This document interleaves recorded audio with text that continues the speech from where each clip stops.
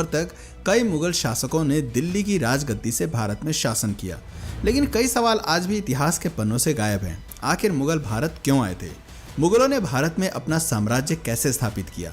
राजपूतों और मराठाओं के रहते कैसे विदेशी ताकतों ने भारत में इतने लंबे समय तक राज किया? आखिर क्या है मुगलों के इतिहास की असली कहानी? आइए इसके बारे में थोड़ा डिटेल में समझते हैं। दोस्तों, अगर बाबर हिंदुस्तान न आता तो भारत में मुगल साम्राज्य की स्थापना नहीं होती। भारत में कभी लाल किला, ताजमहल जैसी भव्य इमारतें न देखने को मिलती। बाबर का असली नाम जहीरुद्दीन मोहम्मद था। उसका जन्म 14 फरवरी 1483 को फरजाना में हुआ था।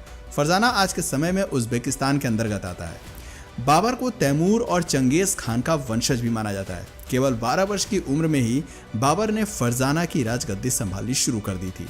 ये बात बाबर के कुछ रिश्तेदारों और अंकल को रास नहीं आई और उन्होंने बाबर को हटाने के लिए षड्यंत्र बनाने शुरू कर दिए।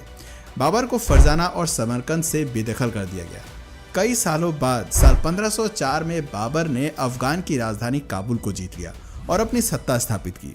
लेकिन बाबर सिर्फ काबुल से संतुष्ट होने वाला नहीं था, वो अपने साम्राज्य का विस्तार करना चाहता था। बाबर जानता था कि यदि उसे साम्राज्य का विस्तार करना है तो इसके लिए धन दौलत की भी जरूरत होगी, और उस समय भारत से ज्यादा धन शायद ही किसी और के पास था। दुनिया भर में उस समय भारत को दुनिया में सोने की चिड़िया कहा जाता था। 1525 में बाबर ने भारत में एंट्री करने की योजना पर काम करना शुरू किया। भारत को गुलाम बनाने और यहाँ राज करने के उद्देश्य से उसने भारत का रुख किया। उस समय हिंदुस्तान में लोधी वंश का राजा इब्राहिम लोधी का शासन चल रहा था। इसके अलावा राजस्थान में राजपुताना का शासन चल रहा था, तो वहीं साउथ में विजयनगर अंपायर अपने पैर पसार रहा था। इब्राहिम लोधी बहुत सनकी था। उसे कुर्सी से हटाने के लिए उसके चाचा अलाउद्दीन लोधी और पंजाब के गवर्नर दौलत खान ने एक प्लान बनाया और काबुल से बाबर को भारत आने का निमंत्रण भेजा। बाबर को तो जैसे इसी मौके का इंतजार था और तुरंत ही अपनी सेना के साथ उसने भारत की ओर रुख कर दिया। 15 दिसंबर 1525 को उसने सिंधु नदी पार की। बाबर के पास सिर्फ 12,000 की सैनिकों की टुकड़ी थी। सिंधु नदी को पार करते ही बाबर ने पंजाब प्रांत को जीतना शुरू कर दिया। बाबर के पास दमदार आर्मी के साथ ही तोपखाने और बारूद यानी कि गन पाउडर भी था। बैटल ऑफ पानीपत भारत की धरती पर लड़ा गया पहला युद्ध था जिसमें गन पाउडर का इस्तेमाल किया गया था। बाबर एक कुशल आर्मी कमांडर भी था। उसे युद्ध का बहुत अच्छा खासा तजुर्बा था, साथ ही उसकी स्ट्रेटजी भी कमाल की थी। वहीं दूसरी ओर इब्राहिम लोधी के पास 1 लाख सैनिकों की विशाल आर्मी थी, जिसमें पैदल सैनिक, हाथी, घोड़े, बैलगाड़ियां सब कुछ थी। इतनी बड़ी सेना को देखकर भी बाबर का हिम्मत डगमगाया नहीं। वो काफी बहादुर योद्धा माना जाता था। काबुल सहित पूरे अफगानिस्तान और उज्बेकिस्तान में आज भी बाबर को एक महान योद्धा के रूप में जाना जाता है। कई जगह उसके पुतले भी लगे हैं। वहां के लोगों को बताया जाता है कि बहुत कम सेना के साथ बाबर ने भारत पर फतह हासिल की थी। पानीपत दिल्ली से करीब 60 किलोमीटर की दूरी पर स्थित है और वर्तमान समय में हरियाणा का एक जिला है। बाबर ने इब्राहिम लोधी को युद्ध के लिए ललकारना शुरू किया। अपनी रणनीति वो पहले ही बना चुका था। उसने दुश्मन के इलाके में एक खाई खुदवाई जिससे कि लोधी की सेना ज्यादा फैलाव न कर पाए और बाबर की सेना को आसान टारगेट मिल सके। बाबर की सेना के कुछ लोगों ने कहा कि हमें वापस लौट जाना चाहिए, लेकिन बाबर ने वापस जाने से साफ इनकार कर दिया। उसने कहा कि हम इतनी दूर आए हैं तो अब दिल्ली जीते बिना वापस नहीं लौटेंगे। बाबर अपनी सेना की प्लानिंग भी बहुत अच्छी तरीके से करता था। सबसे आगे स्काउट्स खड़े होते थे जो दुश्मन सेना की खबर बाबर तक पहुंचाते थे। उसके पीछे बैलगाड़ियां लाइन से खड़ी कर देता था। सभी बैलगाड़ी को चमड़े की बेल्ट से बांध दिया जाता था और उनमें थोड़ा थोड़ा गैप छोड़ दिया जाता था। उन गैप्स में सैनिक तीर कमान लेकर खड़े होते थे और बीच में थोड़ी थोड़ी दूरी पर ही तोपखाने भी तैनात कर दिए जाते थे। सैनिकों के पास जो तीर कमान होते थे वो भी कोई साधारण नहीं थे। उनकी डोरी खींचने में ही काफी ताकत लगती थी। एक तीर 600 मीटर की दूरी तक जा सकता था, जो करीब 7 फुटबॉल के स्टेडियम के बराबर है। हर 5 सेकंड में सैनिक तीर चला सकता था और एक तीर 4000 पाउंड का फोर्स क्रिएट कर सकता था। बाबर के पास एक वेल ऑर्गेनाइज्ड आर्मी थी। दूसरी ओर लोधी की सेना ने भी मैदान में डेरा डाल दिया, जिसमें 1 लाख से अधिक सैनिक थे। लेकिन इतिहासकारों ने लोधी की सेना को सेना न कहकर बल्कि मेले का नाम दे दिया। बाबर और लोधी दोनों ही सामने वाली सेना के पहले आक्रमण करने का इंतजार कर रहे थे। बाबर जानता था कि उसने पहले अटैक किया तो उसके जीतने की संभावना कम हो जाएगी। 19 अप्रैल 1526 की रात को वो अपनी सेना की एक छोटी सी टुकड़ी को लोधी के कैंप में भेजता है। जैसे ही कुछ सैनिक लोधी के कैंप के पास पहुंचे, लोधी की सेना ने उन पर हमला कर दिया। बाबर के सैनिक वापस लौट आए और कुछ सैनिकों की मौत भी हो गई। इससे लोदी खुश हो गया और सोचने लगा कि बाबर की सेना को हराना काफी आसान है। लेकिन असल में बाबर ने तो मछली पकड़ने के लिए सिर्फ दाना फेंका था।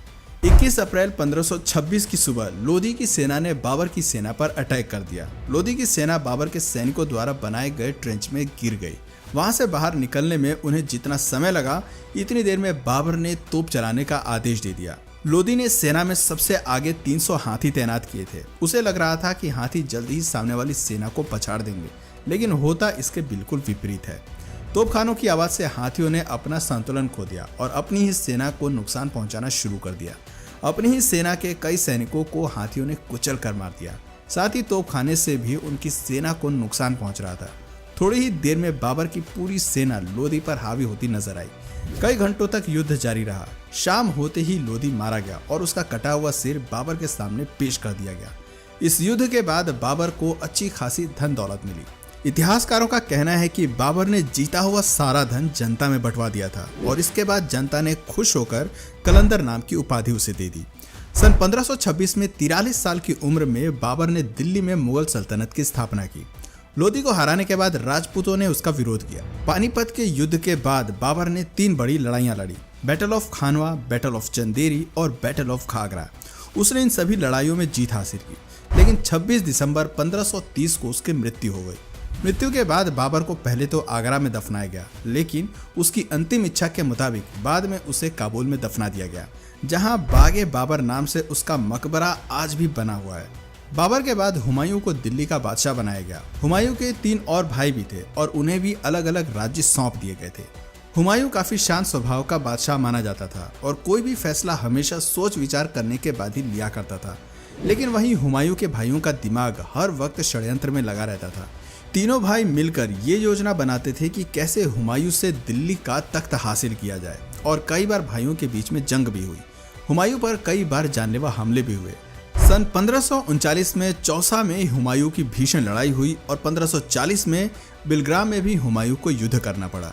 इस युद्ध में हुमायूं की हार हुई और शेरशाह जीत गया और युद्ध में हार के कारण हुमायूं को अपनी जान बचाकर भारत से भागना पड़ा। कुछ समय तक वो सिंध में भेष बदल कर रहा। हुमायूं ने हमीदा बानो से शादी की और मोहम्मद जलालुद्दीन अकबर को जन्म दिया। करीब 15 साल तक भारत से बाहर रहते हुए हुमायूं ने अपनी एक विशाल सेना तैयार कर ली थी।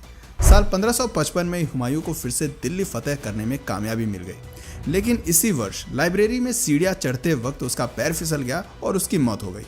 हुमायूं की मौत के बाद मुगल साम्राज्य लड़खड़ा गया और राजा हेमू ने दिल्ली पर आक्रमण कर दिया। उस समय अकबर की उम्र केवल 12 साल की थी और वो राजा हेमू की सेना के आगे कुछ नहीं कर पाया। लेकिन मुगलों के पास एक वफादार सेनापति था जिसका नाम बैरम खान था। बैरम खान ने एक सेना तैयार की, अकबर को युद्ध कौशल की जानकारी दी और 1556 में पानीपत की दूसरी लड़ाई में राजा हेमू को हरा दिया। 13 साल की उम्र में अकबर दिल्ली के तख्त पर विराजमान हो गया। अकबर एक धर्मनिरपेक्ष राजा माना जाता था। उसने राजा बनते ही लोगों का दिल जीतना शुरू कर दिया। 1568 में उसने चित्तौड़ को जीता, लेकिन इसके लिए अकबर को कड़ी मेहनत करनी पड़ी। दिल्ली जीतने के बाद अकबर किसी भी तरह से राजस्थान को जीतना चाहता था, क्योंकि राजस्थान के राजपूत काफी बहादुर माने जाते थे और अकबर जानता था कि यदि राजस्थान को जीत लिया तो पूरे हिंदुस्तान को जीतना फिर ज्यादा मुश्किल नहीं होगा। राजस्थान के कारीगरों को हथियार बनाने में महारत हासिल थी। वहीं अकबर की सेना दमशिक स्टील के बने हथियार इस्तेमाल किया करती थी, जो खास तौर पर जंग में दुश्मन का सीना छलनी करने के लिए ही बनाए जाते थे।